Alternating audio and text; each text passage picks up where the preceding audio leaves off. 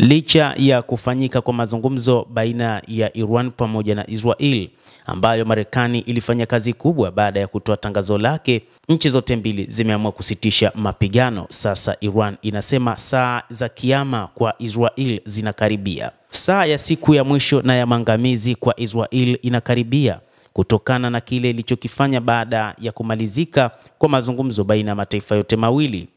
Hata hivyo, taarifa ambayo imetolewa ni kwamba IDF ipo katika mtego wakati huu na kwamba Iran itafanya mambo mazito ndani ya Israel wakati wowote. Kipima saa cha kidigitali kilichowekwa katika medani ya Palestina katika mji mkuu wa Iran mwaka 2017 ili kufuatilia siku ya mwisho wa taifa la Kiyahudi kama ilivyotabiriwa na kiongozi mkuu Ayatollah Al-Khamenei mnamo Septemba mwaka 2016.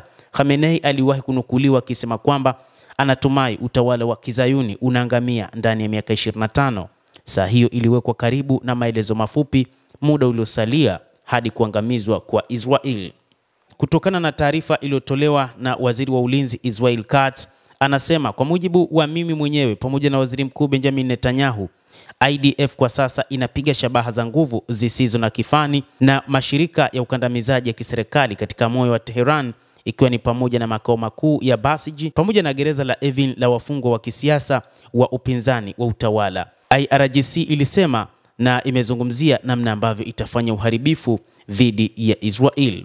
Hata hivyo, baadaye siku ya Jumanne, shirika la habari la Mehr lilitoa kanda ya video zinazodaiwa kuonyesha saa hiyo ingali nzima na inafanya kazi kikamilifu, video ambayo inaonekana kuwa ilirekodiwa mapema siku hiyo, ikionyesha tarakimu za LED zinazong'aa zikihesabiwa hadi Septemba mwaka 2040 zikiwa zimezungukwa na msongamano wa magari na watembea kwa miguu. Kauli hizo zinakinzana zinakuja huku mvutano ukizidi kuongezeka kwa kasi kati ya Israel na Iran kufuatia mfululizo wa mashambulizi ya anga ya Israel dhidi ya vituo vya nyuklia vya Iran, yakiwemo maeneo ya Natanz, Isfahan na Fordo, Yerusalem Magharibi. Ilidai kuwa mashambulizi hayo yalikuwa ya mapema yakilenga kusitisha kile ilichokitaja kama maendeleo ya karibu ya Iran katika kutengeneza silaha za nyuklia. Washington imejaribu kusuluhisha usitishaji mapigano. Shutuma zinaendelea na zinaonekana kuwa tayari kuongezeka zaidi.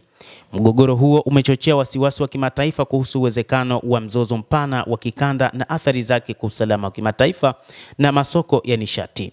Mtazamaji wa The World News, endelea kutufuatilia nasi tutaendelea kukujuza ni nini ambacho kinajiri katika ulimwengu kutokana na hiki kinachoendelea baina ya Israel pamoja na Iran, kwamba zipo bado katika mapambano licha ya kwamba kumetoka tangazo la kila mmoja kukubaliana na usitishaji wa mapigano mnamo siku ya Jumanne. Endelea kutufuatilia mtazamaji, lakini usisahau kulike, usisahau kucomment pamoja na kusubscribe channel yetu hii ili uweze kupata habari hizi kwa mapana hapa The World News. Naitwa Adam Hussein.